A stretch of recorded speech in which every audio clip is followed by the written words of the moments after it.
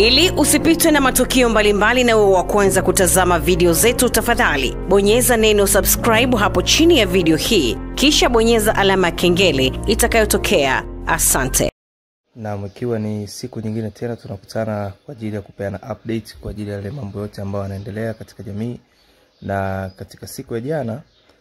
usiku tunaweza kuona kabisa tulipata habari ambayo Mange Kimambi aliweza kuzungumzia machache kuhusu Captain Tesha,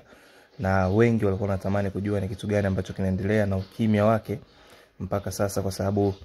tulitarajia alisema kwamba atarudi, lakini info ambayo ipo sasa hivi katika meza ambayo haijafikia watu wengi, lakini mimi kama Bongo Media nimeamua kukufikishia kwa wakati. So kabla sija proceed, naweza kusema kwamba kama hujasubscribe katika YouTube channel yetu, ni kuombe sasa hivi uweze kusubscribe kisha kuturn on the notification bell on, lakini pia usahau kulike, kucomment na kuachia yale yote ambayo wewe umeweza kuyafahamu au kujifunza na mengineo. So tukienda direct kwenye point, ni kwamba issue ambayo inaendelea sasa hivi ambao Mange Kimambi aliweza kuzungumza ni kwamba Captain Tesha kwa sasa amehamishiwa kikosi kutoka kikosi chake ambacho alikuwepo,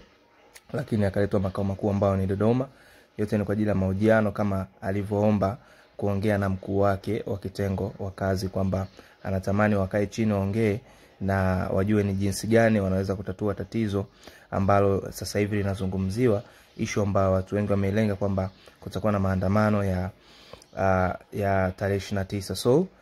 katika update hiyo tunaona kabisa ameweza kusema kabisa like bado yupo pamoja nasi, lakini pia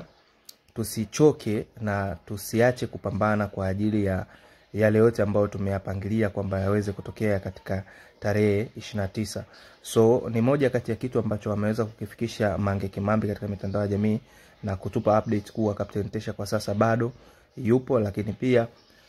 watu ambao kama alivyosema ambao watakuwa nyuma yao pia bado wapo naye. So kwa kikazi bado yuko active, Captain Tesha bado yupo active, lakini pia anaendelea na mahojiano zaidi kwa ajili ya kutatua lile tatizo ambalo lipo na linaonekana, na kwa upande wao